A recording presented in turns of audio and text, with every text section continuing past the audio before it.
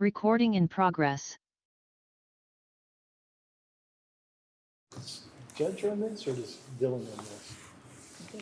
Judge runs everything. Dylan's not here. Dylan's supposed to be coming though. He's supposed to be here. I just talked to him. He said he was on his way. Yeah, he was. Okay, well, Like you said once, it's a posted meeting. I'm like, your pro tem is here started if you want to. all right, let's call the meeting to order. All right, this is a meeting of the Clinton County and the City of Waco joint meeting. It is 3 p.m., November the 6th. Proof of posting, please. The agenda was posted on Friday, November 3rd, 2023 at 10:30 a.m. All right, and y'all have a quorum, so. Yep. Somebody needs to call the city. So we'll call the Waco City Council to order. All right. Come on in.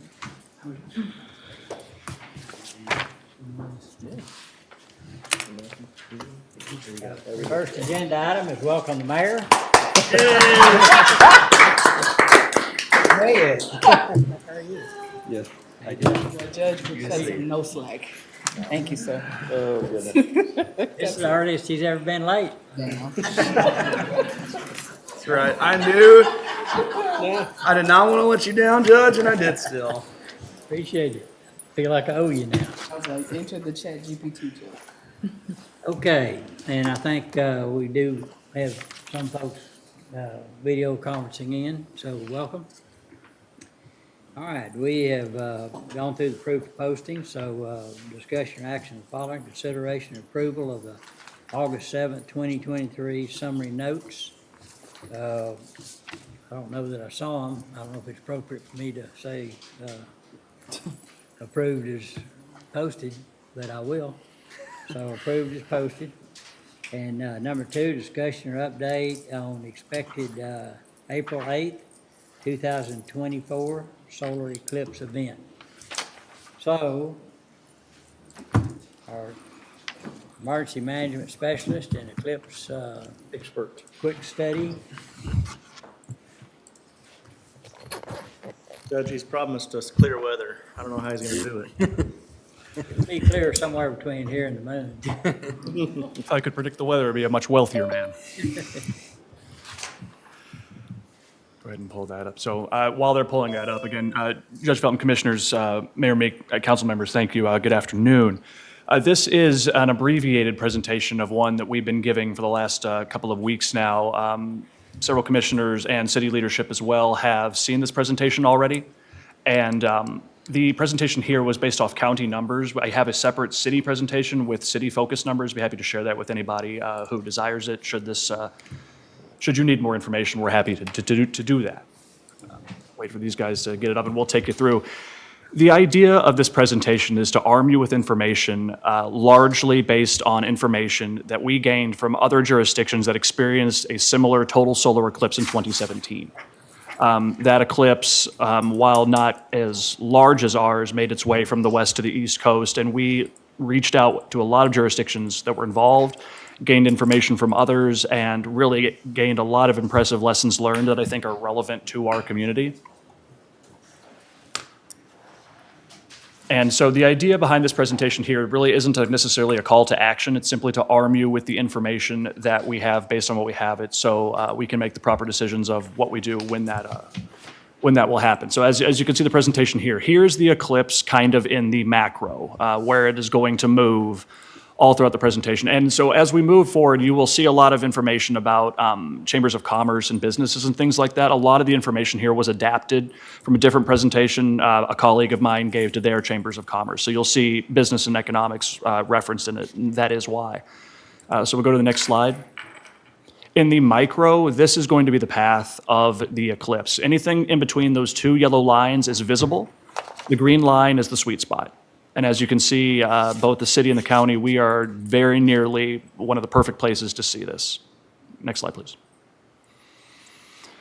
So here's your duration, time of totality, meaning the amount of time that the moon will be in front of the sun and it will get dark. We don't have the most, but we're certainly in the top 5, the top 10. So we're looking at about 4 minutes. And I think it's important to realize that the 2017 eclipse that we will be speaking about The jurisdictions that experienced it for about half this amount of time. So the responses that you will see was for an eclipse of just a little bit over 2 minutes. That is relevant to this conversation. Next slide, please.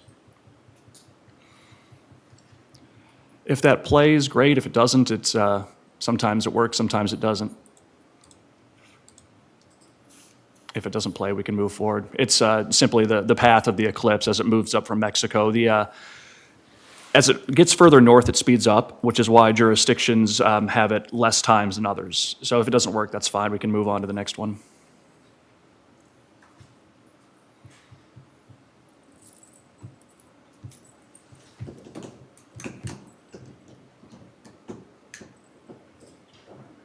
My apologies.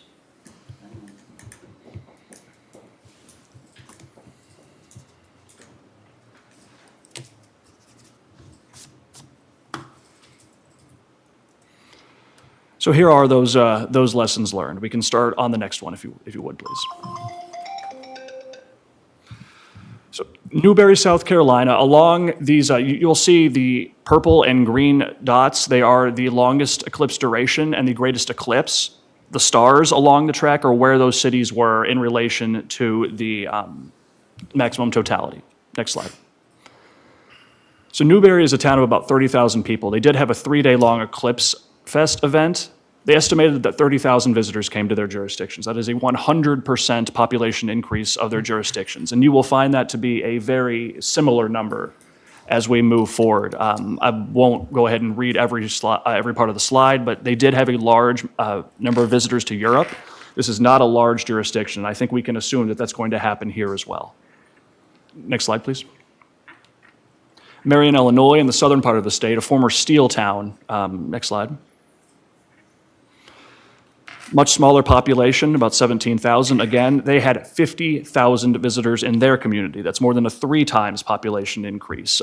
Their restaurants were full for days leading up to the events. People were coming in about 3 to 4 days ahead of time, and all of the problems that incurred. Parks were full, and of course there was a max exodus after the event. 5-hour drives took up to 18 hours. That's something that we're particularly concerned about within our community. You know, we have more arteries to get out of town than they did, but I think we can assume that our highways are going to be congested, to say the least. The next several slides, you can go through them at whatever rate you've heard. Those aren't the Marion traffic jams, but they are all traffic jams from the 2017 eclipse somewhere in the country.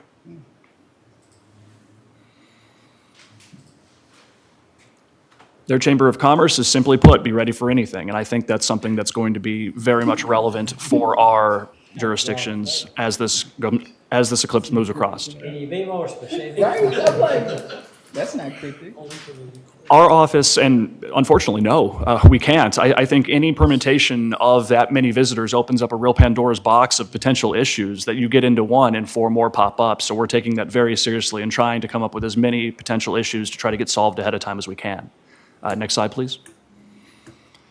Baker's City, Oregon, very far away from the perfect point. Next slide. Another small town of 10,000. They did do 6 months planning. Again, 8,000 visitors, very nearly 100%. Parking lots, people sleeping in vehicles. They suggested to stock up on related merchandise. All the porta potties from having to deal with that many people in town. There were grocery stores were running out of supplies. So these are all potential issues. Next slide, please. Grand Island, Nebraska. Next slide. That's right. It's your neck of the woods. About 50,000 people, again, 100% of their community. Their hotels were full. They were charging 3-night minimum. Pop-up vendors all throughout the city. I think we can expect that here as well. They had a Walmart that had their people in their parking lots for several days, impromptu camps set up there, just trying to get a view of the sky. I think we can assume that just about any place in McLennan County with a field and a view of the sky is going to be a popular place to do that in. They sold out of every type of potential folding chair or anything eclipse related. They had a rough go of it. Next slide, please. Clarksville, Tennessee. This is much closer to the Waco population, about 175,000 people, but then again, we see the same sorts of things. Restaurants filled for days, campgrounds completely full. a 3 to 4 hour traffic jam after the eclipse was over, which by comparison isn't as extreme, but still potentially problematic. The lowest charging hotels were $400 a night, and we're already starting to see that in our communities.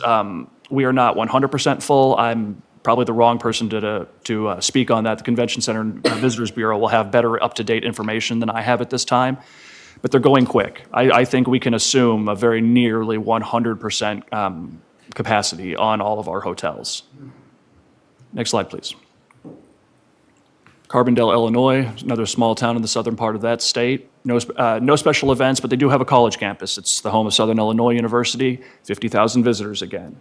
These keep seeming like pretty square numbers to think that they might have made them up. They most certainly did not. We spoke with them at length, my counterpart in that city. They came for 3 to 4 days prior. They set up shop early, heavy drain on their resources. Next slide, please. And finally, Columbia, South Carolina. This is kind of the nightmare scenario.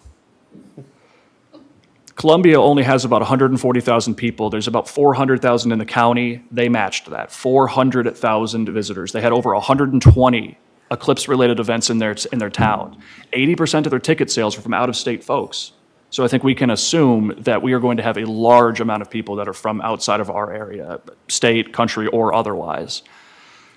They really put their backs into putting a lot of different events on the ground. They had baseball games, they had city events, they had county events, they had every sort of event you could. And the idea behind that is to corral these masses into more manageable pieces rather than them running amok all throughout the city was kind of the way they put it. Next slide, please. Their Conventioners Bureau said that it was the largest economic impact in the history of the city. So Charleston, South Carolina is an old city. A lot of things have happened there for a long time. To tell you that that was the single largest impact is saying something. The next couple slides were taken, so what can we expect in our city? All of these things and more. This was the short list of things that we are planning for at the EOC to try to reach out to other jurisdictions and partners to try to fix. At the end of the presentation, we'll have more information on what we're doing about it at this point, but those efforts are underway. So the next couple slides are all pictures of events. This one in particular, minus the mountains in the background, that's the Waco Airport. Large amounts of land out there and any place that people can set up camps, so we're gonna have to be intentional about what we do about that. Got pretty dark in Franklin. And then finally, the last picture of it is what full totality looks like. Our totality, a little more than 4 minutes. All of the jurisdictions you've seen here today, just a little more than 2. So here's really the long and short of it on the next slide. Most of my counterparts recommended up to 5 times our population to plan for. That's 1.3 million people. What's most likely is a doubling. So if a doubling, that is about 500,000 folks in the county. So the question we have to do is what does McLennan County, to include the city of Waco, look like if there are 500,000 extra people in it tomorrow? And all of the related issues that might cause. So that's kind of the base question that emergency management is looking at and kind of colors everything we do as we move forward.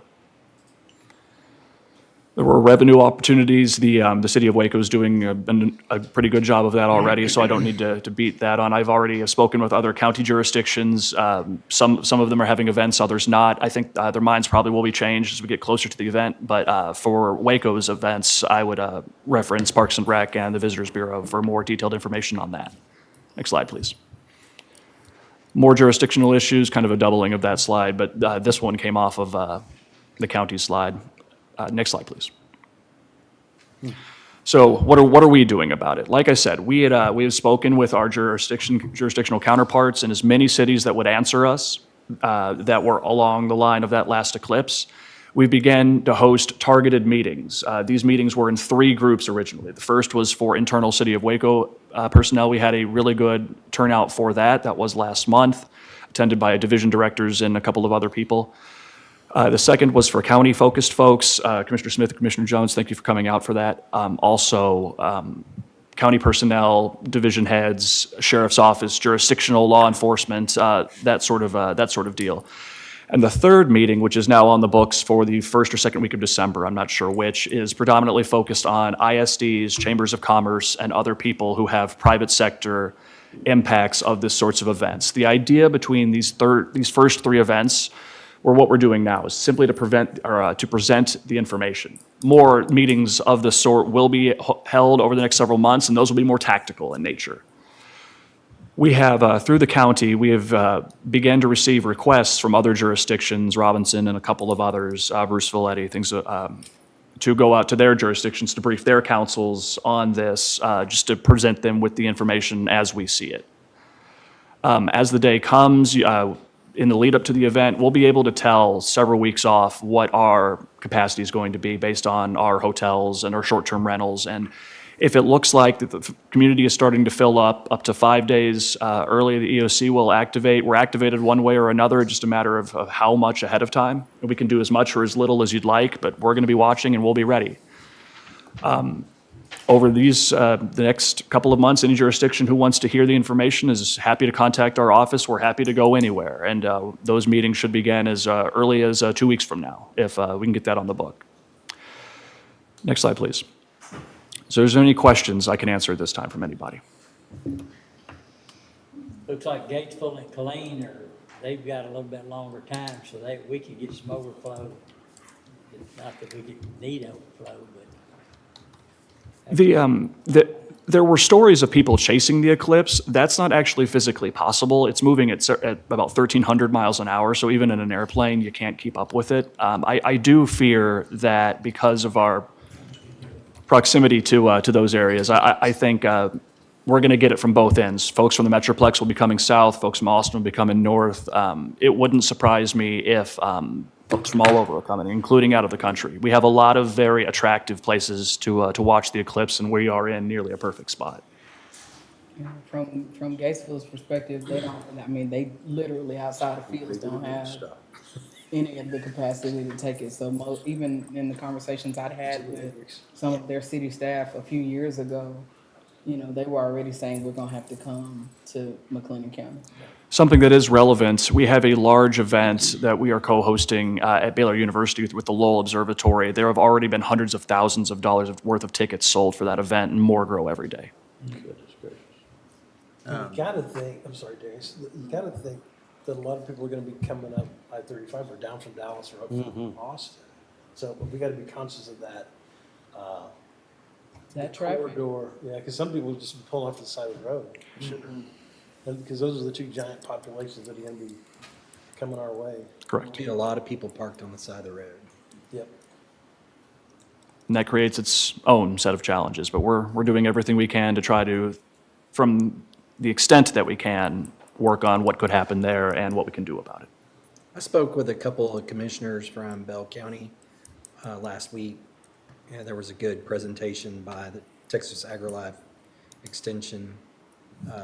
In Bell County, they're staging, they're setting up as if though it was a, you know, a mass casualty event, and they're staging all their emergency, you know, at the Expo Center. Now the Expo Center is right next to I-35, so it's just, you know, they seem to have quite a bit of.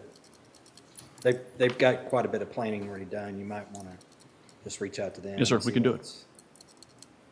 Since we are kind of in that same area.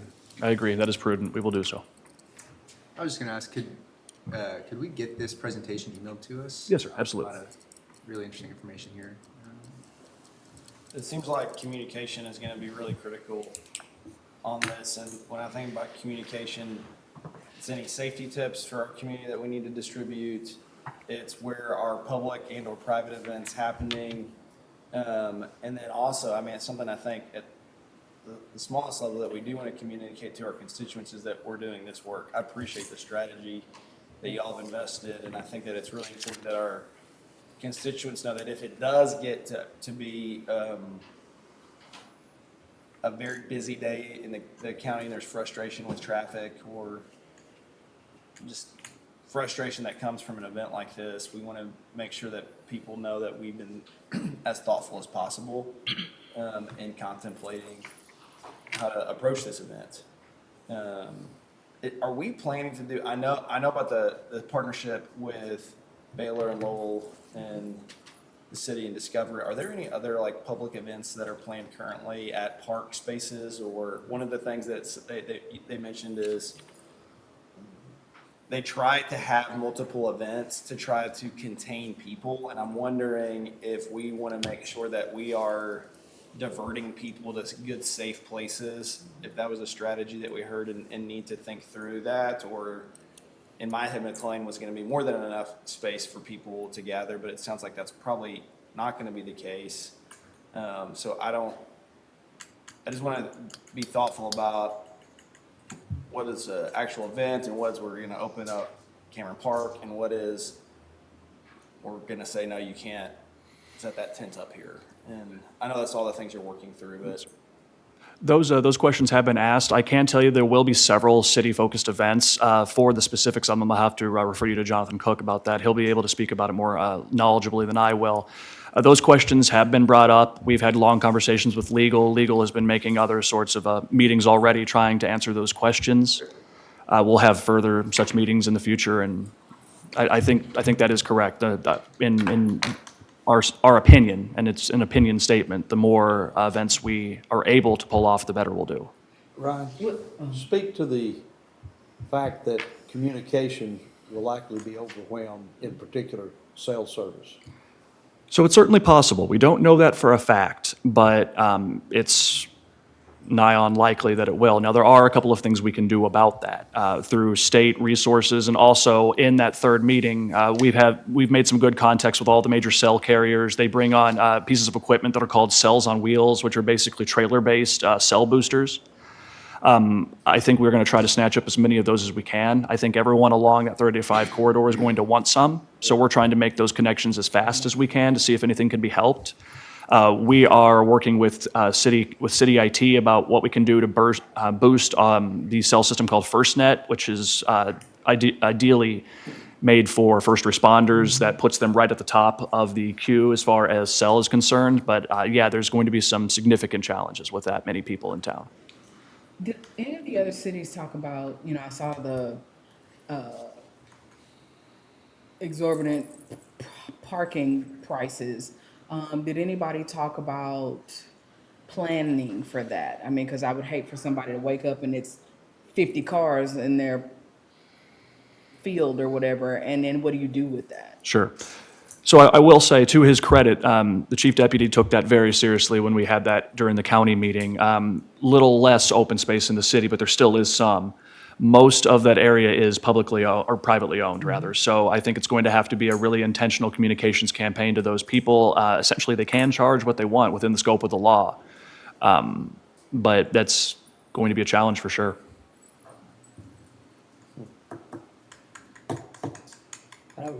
Starlink has been very helpful in a lot of large events, and even we reached out to them when Officer Scaramucci went to Ukraine on human trafficking. They fitted him with a base station and numerous units that worked very well. And so we've got some contacts. Yes, sir. We can certainly reach out. I would say the same thing. If for some reason, not that it'd be beneficial, I don't know if it would be, but if even having requests come from mayor letterhead or a county judge letterhead, and that's different, let us know how we can help. Yes, sir.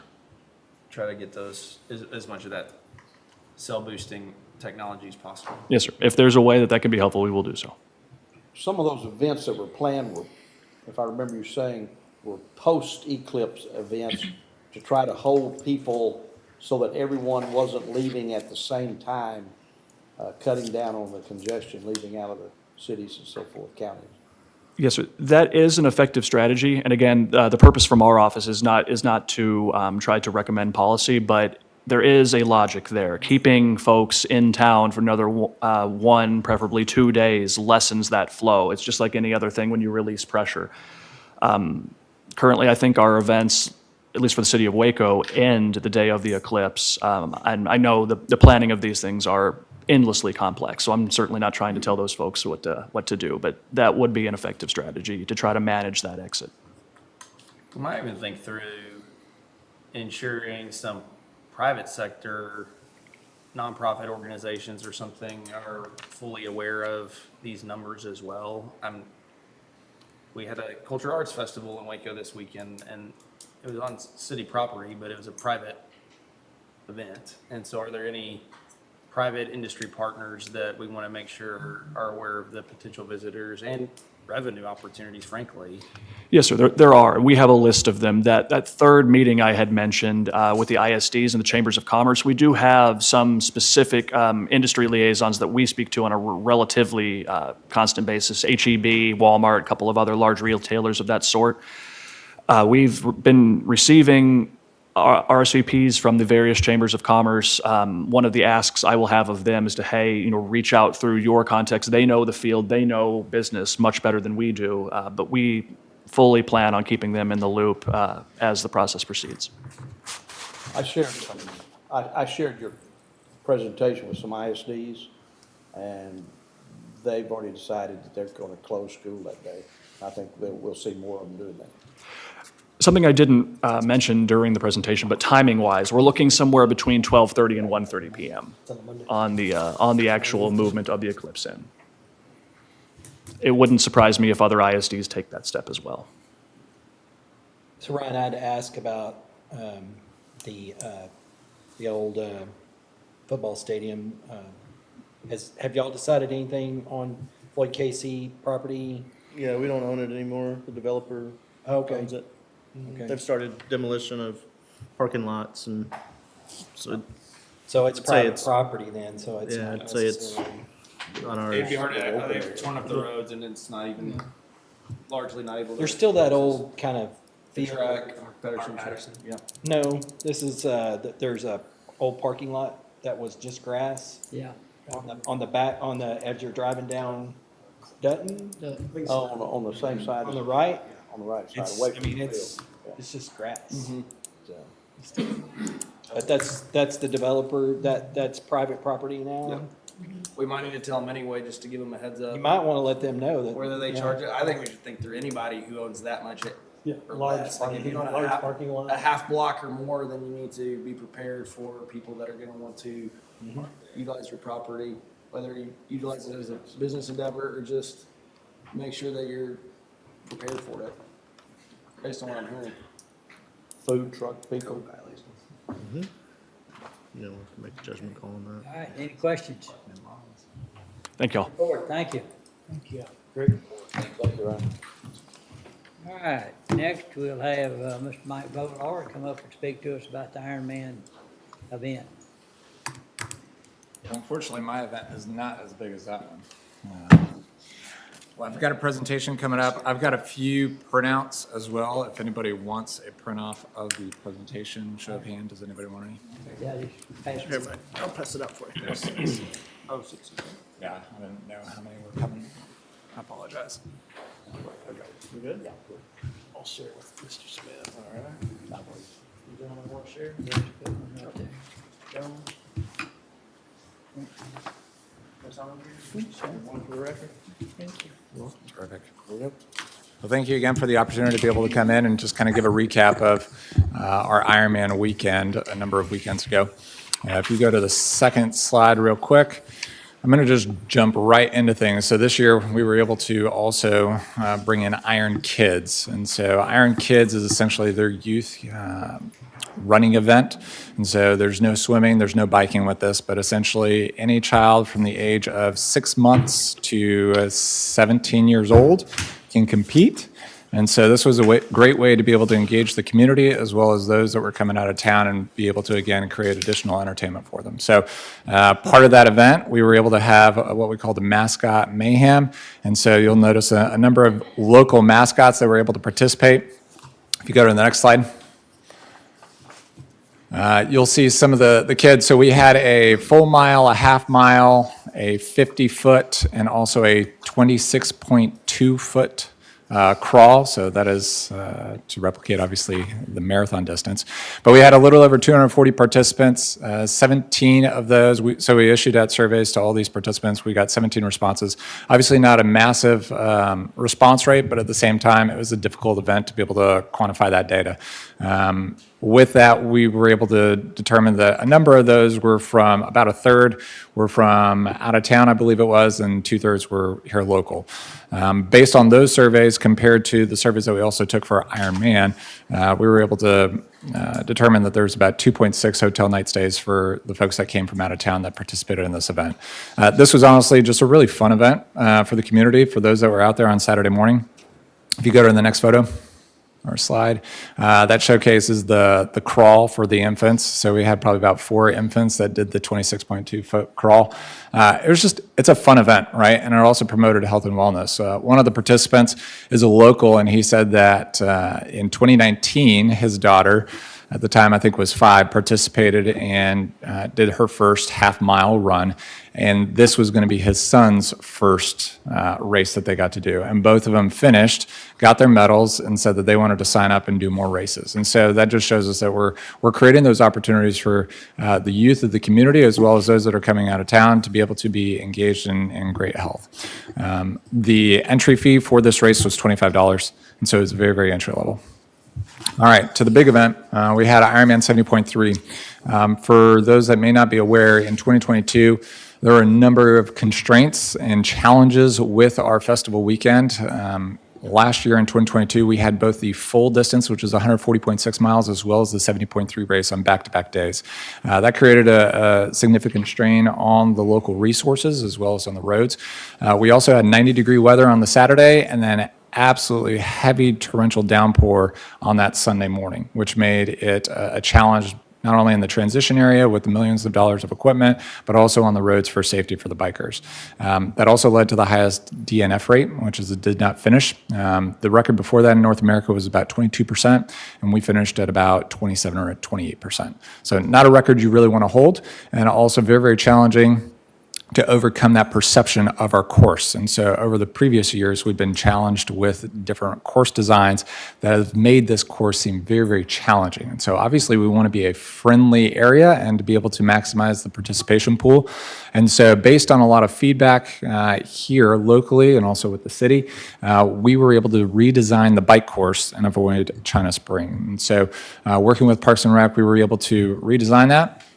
I've got a slide on the next, or a photo on the next slide, and we can jump back. This essentially shows that this route goes all the way down to through Robinson, and then is it Galinda, and then all the way back up. And so the course was a lot flatter for the participants, less turns, which is all something that these athletes want. The only thing that was out of our control were the wind gusts. There were wind gusts of 25 miles per hour headwinds, which was extremely challenging for the athletes. If we go back,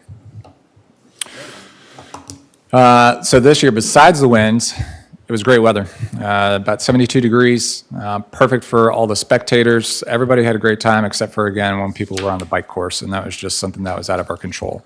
Leading into this event, we had heard that Ironman 70.3 Muncie, which is in Indiana, had about 700 or 800 athletes 2 weeks prior. Their Iron Kids had about 15 people signed up before the race, and about 80 total. So, again, our race registration numbers for not only Iron Kids, but also Ironman were higher.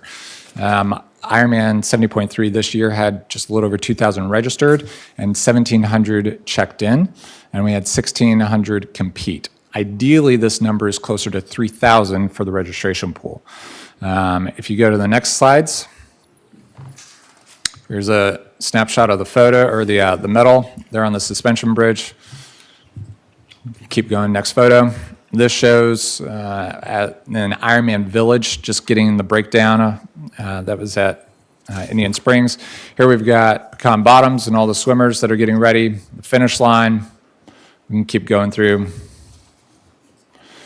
This highlights some of our Team Waco participants on the slide previously. These are obviously the finishers. Here also are Team Waco participants, so I'll kind of briefly mention this. So Team Waco, again, is our scholarship program that we've created. Last year was the first year, so this was our second class that we were able to help and support. These are 5 county athletes and residents that wanted to be able to participate in the Ironman and had either a financial, a physical, or a mental hurdle. And so through partnering with different local businesses, we were able to put together these scholarships that total about $7,500 a piece. And so we're really proud all 5 of them were able to finish the race in time. Next slide. On the photo on the left, you've got Brian and his son in the orange shirt and the volunteer shirt. He is a special needs child, differently abled, and so both Brian and he held the finish line last year as volunteers, and his son said that he wanted to be an Ironman. And so Brian, the Team Waco athlete, who's in his 50s, has never done a triathlon or any type of event like this, said, Caden, how do I tell you that you can't do it? And so Caden said, well, what about you? So how do you respond to your child at that point? So Brian started training with us and was able to compete. And guess what? Caden was there at the finish line with him, being able to give him a hug and an embrace. And so that is what Waco is about. Brian is what embodies this community. And so we're just so happy that we were able to celebrate him. We also had some athletes from last year's Team Waco. Michaela there on the left-hand side. She was a volunteer captain as well as a participant in the races this weekend. And so just great to be able to cheerlead them on. Next slide. We were able to get great exposure not only for the Team Waco athletes, but for the program in general. Next slide. So this was the 4th year to host the 70.3 distance, and it's estimated to be anywhere between $6 to $8 million of economic impact. If you go to the next slide. So to come to these conclusions, we had to put together a survey. And so Ironman can send out a survey to its participants, but you never know what they're going to actually send out, what your response rate is going to be. And so the Sports Commission, we put together our own survey, and then I visited with Dan at the CVB to be able to make sure that these questions reflected some of the data that he was interested in as well. And so we manned a booth at the end of registration and check-in to ask any of the athletes that we possibly could, and we partnered with other different local businesses to be able to help try and provide incentives for folks to fill out those surveys. That being said, we were able to get, I believe it was 433 responses, so close to a 25% sampling of the participants. And so we're proud of that data collection. Essentially, a lot of you guys have this information in front of you. We don't have to go through each one of these slides. If you go to the next one, first time in Waco, proud to say, obviously, that's a very large group of people that this is their first time to be able to experience Waco. And so I'm really proud of that. Next slide. This showcases the best way to be able to showcase. There's not a heat map option with the survey, so I think that a word bubble blank like this is a really nice visual representation. Obviously, Houston, Dallas, a lot of the places that you would think, but also Colorado and other different regions across the country. Next slide. How many people are with you on this trip? This obviously indicates that you're coming with a group of people. Next slide. How many nights are you staying? This is based on their estimates. Next slide. Where are you staying? Again, being able to make sure that we're measuring if it's hotel stays or if it's other different locations or friends and family. Next slide. How much do you and your friends plan to spend on food while you're in Waco? Next slide. This was a question that Dan was interested in while in Waco. Which places do you plan to visit? Some of these were surprising to me in a really positive light.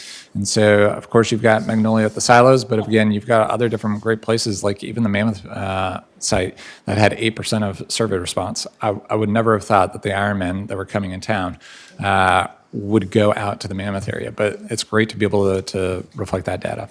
Next slide.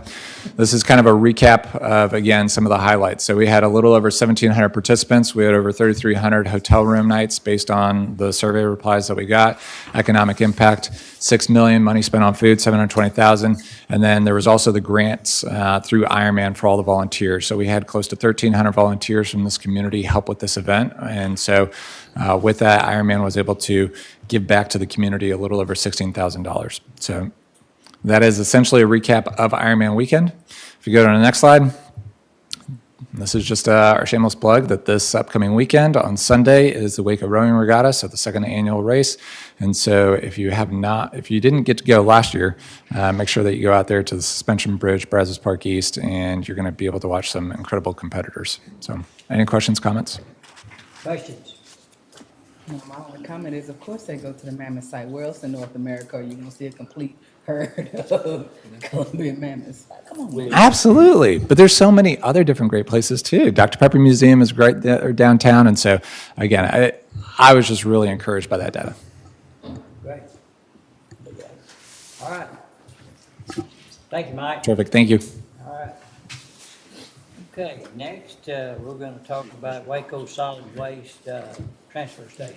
Who's gonna speak to that? Cody. Cody. How are you today? I'm good. How are y'all? Fine, thank you. Well, thank y'all for the opportunity to provide an update. I'm Cody Patel, the Director of Solid Waste at the City of Waco. Today, we're going to be talking about the transfer station. You can go to the next slide. So we're going to talk about the location, the permitting status, the construction timeline, as well as some of the operations and site plan. You can go to the next slide. So the transfer station location is scheduled to, or we're planning it to go on a closed inactive landfill site, MSW 1039. It has been inactive since the late 80s. This is along South University Parks and FM 3400, which is a TxDOT roadway. And it's at the corner of that South University Parks and Radel Road. Next slide. So here is the permitting, design, and construction schedule, all in one. So we have completed, there's really two steps to the permitting process. There's the development permit modification, which allows us to start construction of a transfer station, and then a transfer station registration, which allows us to own and operate a transfer station. We have completed the first step of that, which we received our development permit modification from TCEQ. The review process was pretty simple overall. They did a good job of communicating any issues they saw and were very responsive, so we were able to work through that pretty quickly. And we have submitted the transfer station registration to TCEQ a few weeks ago, and that is under review. And then during that same process, we are going through the design. We have SES engineers and Walker Partners as our consultants on this project, are both working on different aspects of the design. And then we're looking to finish up the design. We're about 90% going to final here pretty soon, looking at reviewing that package. And then we will push out our first construction bids towards the end of this year, starting construction in early 2024. We anticipate that taking somewhere around 9 to 12 months, depending on weather, but looking at getting our inspection from TCEQ around the beginning of 2025 and opening a transfer station in early 2025. And that puts us ahead of that date of the new landfill MSW 24 opening, as well as that red line you see, which is when we anticipate our existing landfill to fill up and reach capacity. Next slide. So here is the site plan for our transfer station. The property is pretty flat. There's a little bit of a hill in the middle because it was a landfill, but we are moving the entrance a little bit further south, just based on discussions with TxDOT. It kind of eases the how close some of those driveways are along that on FM 3400. We are working with TxDOT to get a LOSA agreement, which is a local on-system agreement that allows us to construct roadway improvements for a TxDOT roadway. So we are adding a left turn lane in the southbound direction for additional traffic coming into that site. But then the rest of the site, that's the overview. You can see we'll have two scales coming in. Right now, if you go out to our landfill, you've probably experienced wait times going out there just because there's one scale in, one scale out. And so adding that additional scale will speed that process up and help us process folks a little bit more efficiently. And then once you do get through the scales, then we have pretty much two separate operations. We're going to have the transfer station building, which will be an enclosed structure that will take most of your commercial waste, or pretty much all of your commercial waste, trash trucks, roll-off trucks, different things like that. But anybody hand unloading would be pushed to the Citizens Convenience Station for safety reasons, keeping them away from heavy equipment and the congestion of that in the building and the operation. Next slide. So here's a rendering of that transfer station. So it's 4 bays. It looks the exact same on the other side, so that'll allow us to either pull straight through with our customers and our operation, or segregate the building into 2 different operations. It just gives us a little bit of freedom, but it is an at-grade facility. Most transfer stations are a full-depth tunnel, so they have a tunnel, they push waste into these trucks, We can't do that here because it is on top of waste, so we're going to be building up rather than digging any type of tunnel or anything like that. So the operation we'll pile it up on that concrete floor where it's all contained, and then load that waste into semi trucks and haul it to a landfill. Next slide. So here is the improvements to FM 3400. Might be hard to see, but that's that left turn lane in the southbound direction. It's split in two, but the first part is right at the beginning of our property, and then the second image is, you see that gap in the striping, that is the entrance of our facility. And then it'll transition immediately after our new driveway to just a 2-lane roadway again. Next slide. So this is an overview of the solid waste operations in the future. You have our existing landfill at the bottom, MSW 948A, which is reaching capacity. You have our new transfer station, the MSW 1039, and then MSW 1646A is Lacey Lakeview Landfill, which is reaching capacity, but they are going through an expansion process right now. And then at the top of the screen, you'll see our MSW 2400 landfill. And so just to wrap up, talking about you can go to the next slide, talking about operations. Here's our current operations. We have curbside collection or commercial collection at businesses with dumpsters. But any recyclable materials are going to our materials recovery facility, or a MRF, which is Sunbright. That won't change. And then any waste that we're collecting right now, we're direct hauling to the landfill. Next slide. And so with the addition of the transfer station, we're still taking our recyclables to Sunbright, and then any waste is going to be direct hauled to the transfer station, which is then going to be combined and loaded into semi trucks and direct hauled to the new landfill. So with that, I will take any questions or comments, concerns. Y'all compact that to put them on the trucks?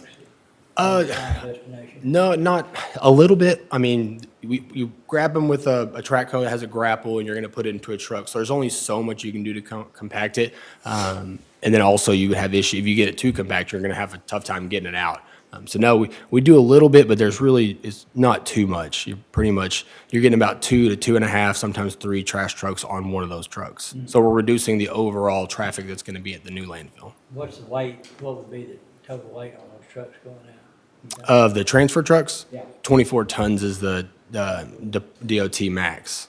But that's for if it's sand, if it's rock. You can get to that, though, Mm-hmm. right?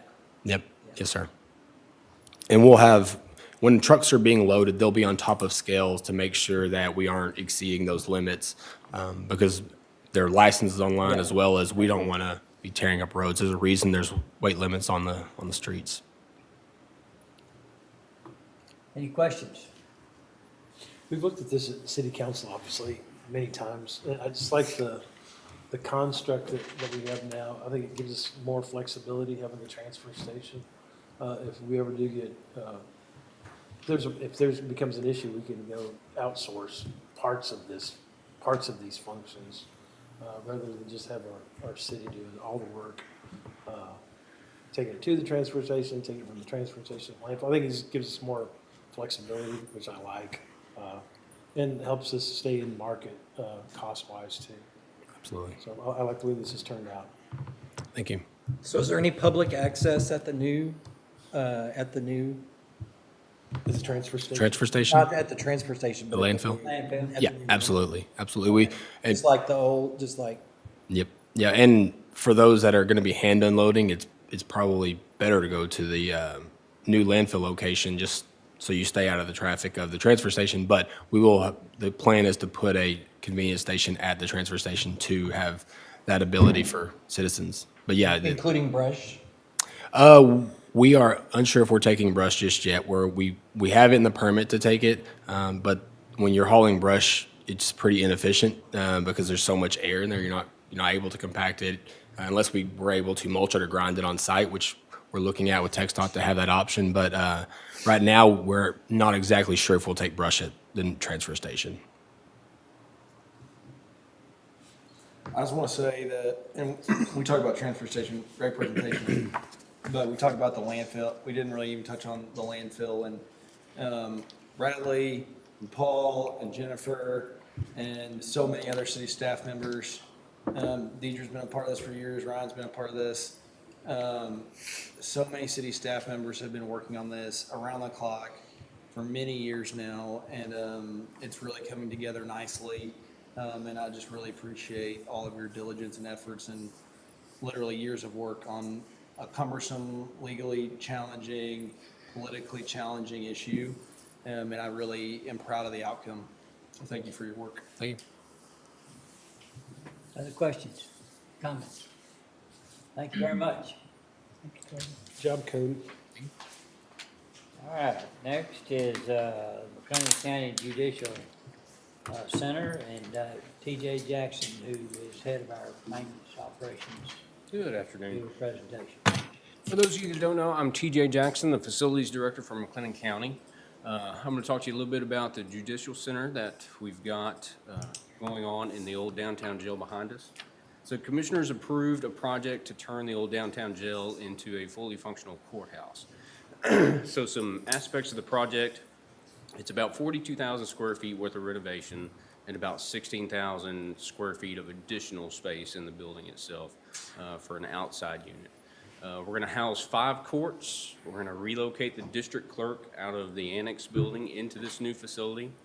The aspect that we're really trying to concentrate on for the building itself is security. So currently our judges park out in the parking lot across the street with everybody else. Well, they'll have a secured parking area that they come into and park their vehicle. So everything will be completely secure and out of the sight of the general public.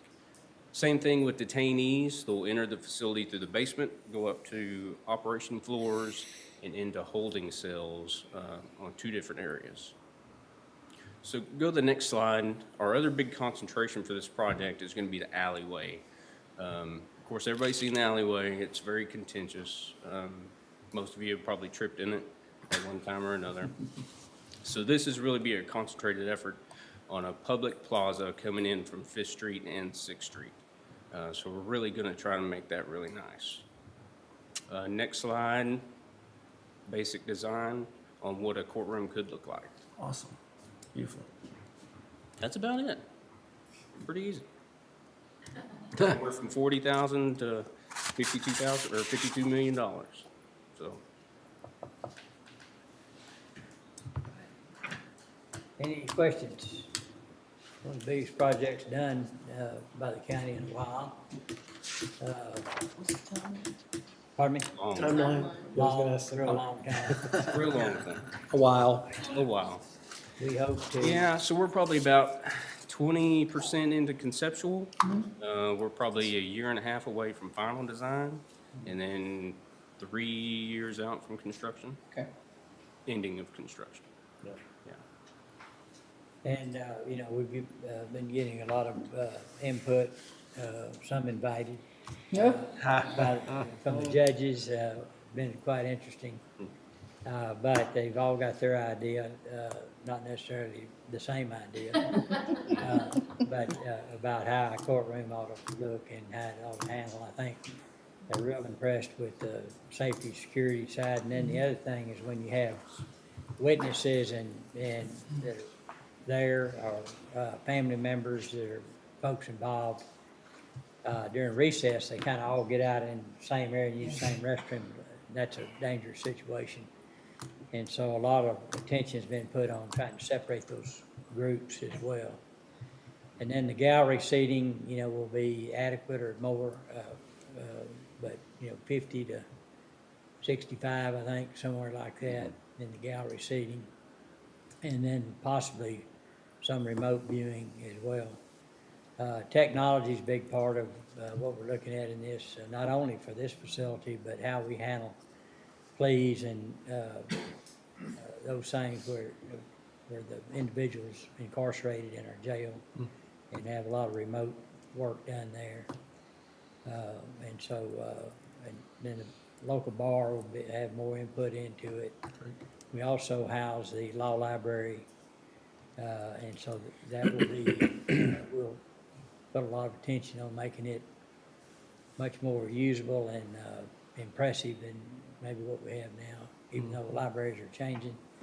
What I hear, I don't go into many. But anyhow. That's awesome.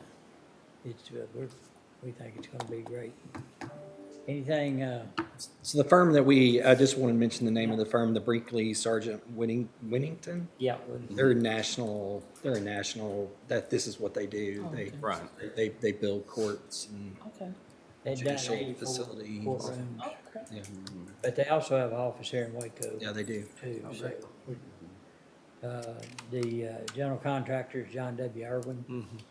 And so local contractor, local subs, all those things. Thank you, TJ. Great, appreciate it. Good work. Okay, meeting dates, for, 2024. I don't have a report on that, but I think they're on this schedule. We can just circulate that. Yeah, we'll later. send that out. Great. Send that out to you. Okay. Any ideas for future agenda items? All right, if you do, please submit those in, to either city secretary or to Justin Chapman. And, we'll get those lined up. I'll say, if I recall at the last meeting, the county had a request for a future agenda item regarding water levels and water restrictions, and fortunately, we don't have to have that conversation this go around, thanks to the rain we got, We'll so. talk, next one will be about flood. Yeah. That's usually how it goes. Well, and amazingly, even though Lake Waco had a lot of water, there's still a lot of areas that didn't catch a lot of water. It just so happened that floodplain really was advantaged in this last rain. But I know where out on my place, my stock ponds and tanks are only still about half full. So, with as much moisture as there is in the ground, if we get some more rain, I think we will get some runoff, and they are predicting, wet fall, so that's good. All right, anything else to come before the group? If not, we stand adjourned. Recording stopped. Those visuals look great. I'm excited for that.